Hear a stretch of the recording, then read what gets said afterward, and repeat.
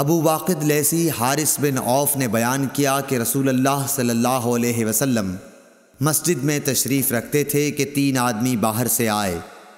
2 تو رسول اللہ صلی اللہ علیہ وسلم کی مجلس میں حاضری کی غرض سے آگے بڑھے، لیکن تیسرا چلا گیا.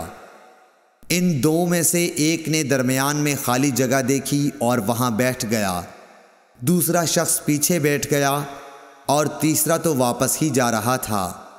جب رسول اللہ صلی اللہ علیہ وسلم واعظ سے فارغ ہوئے تو آپ نے فرمایا، کیا میں تمہیں ان تینوں کے متعلق ایک بات نہ بتاؤں؟ ایک شخص تو خدا کی طرف بڑھا اور خدا نے اسے جگہ دی، یعنی پہلا شخص. رہا دوسرا تو اس نے لوگوں میں گھسنے سے شرم کی، اللہ نے بھی اس سے شرم کی.